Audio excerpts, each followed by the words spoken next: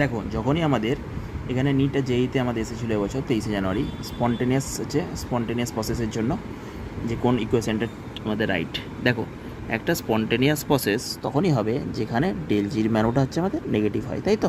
Del জির value negative হলে সেটা হচ্ছে আমাদের স্পন্টেনিয়াস প্রসেস হয়। এবার ডেল জি সমান ডেল এইচ মাইনাস টি ডেল এস হয়, আমরা জানি তো এটা ডেল জি সমান ডেল এইচ মাইনাস টি ডেল এস। এবারে ভাবো যে এখানে যখন আমাদের এন্ট্রপি, মনে করো এন্ট্রপি গ্রেটার দেন জিরো, আমি ধরলাম হচ্ছে এই সেকেন্ড কন্ডিশনটা ধরলাম, সেকেন্ড কন্ডিশনটা আমরা ধরলাম, ওকে। আমি ভাবো থার্ড কন্ডিশনটা ধরলাম, থার্ড ডেটটা del H less than zero, del S greater than zero, সব বলছি del S greater than zero. তাহলে আমাদের যখন থার্ড আমি যখন ধরলাম এই ডেল এস আমাদের পজিটিভ, তাহলে ভাবো এই যে আমাদের এইটা হচ্ছে আমাদের নেগেটিভ ভ্যালু আসবে, আলটিমেট কী আসবে? Negative value. কারণ কি সিস্টেমটা আমাদের স্পন্টেনিয়াস বলে দিয়েছে। কোনটা স্পন্টেনিয়াস প্রসেসের আমাদের অপশান হবে বলে দিয়েছে, in which of the following cases the reaction is spontaneous at all temperature. ঠিক আছে, তাহলে স্পন্টেনিয়াস যখন প্রসেস হবে তখন স্পন্টেনিয়াস প্রসেসের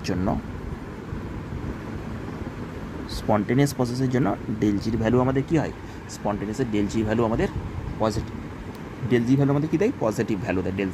ডেল জি ভ্যালুটা হচ্ছে আমাদের পজিটিভ ভ্যালু দেয়, বোঝা গেছে? এবার দেখো এখানে ডেল এসের ম্যানটা আমাদের কী ধরেছি? আমি 3 নম্বর ইকুয়েশনটা ধরেছি। তাহলে 3 নম্বর ইকুয়েশনে ডেল এসের ভ্যালু গ্রেটার দেন হচ্ছে আমাদের জিরো। ঠিক আছে, তাহলে ভাবো এইটা যদি পজিটিভ হয়, এখানে নেগেটিভের জন্য ওভারঅল যে ভ্যালুটা হবে ডেল এস, এখানে আমি পজিটিভ পাবো, ডেল এসের ভ্যালু পজিটিভ। তাহলে এই ওভারঅলটা কী হবে? নেগেটিভ থেকে টি ডেল এস, এর মানটা হবে আমাদের নেগেটিভ ভ্যালু, মাইনাস টি ডেল এসের ভ্যালু কী হবে গো? Negative value. এবার তাহলে ভাবো এইটা আমাদের নেগেটিভ, এইটা নেগেটিভ, তাহলে ডেল এইচের ভ্যালু আমাদের কী হতে হবে? এটাও আমাদের নেগেটিভ হতে হবে, তাই তো? তবে এটা নেগেটিভ প্লাস নেগেটিভ হলে কী হবে? আমাদের নেগেটিভ ভ্যালু, যত ভালো নেগেটিভ হবে তত আমাদের স্পন্টেনিয়াস প্রসেস হবে।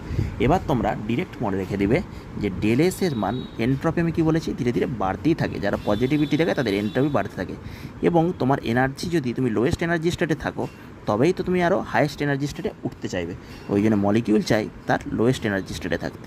তার মানে তার এনথালপিটা, মানে এনার্জিটা অ্যাকচুয়ালি এখানে এনথালপি যেটা, সেটা আমাদের অ্যাকচুয়ালি কী হয়? এটা ইন্টারনাল এনার্জিকে ওভারকাম করে যে বাকি যে এনার্জিটা থেকে যায়, সেই এনার্জিটা কী করে আস্তে আস্তে রিলিজ করে আমাদের কম স্টেটে থাকতে চাই, যার জন্য ওটা আবার ও বাড়তে পারে।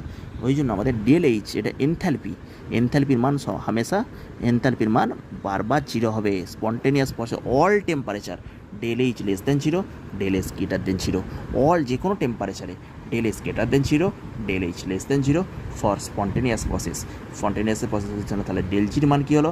স্পন্টেনিয়াসের জন্য ডেল জির মান কী হলো? ডেল জির মান হলো নেগেটিভ, আর ডেল এস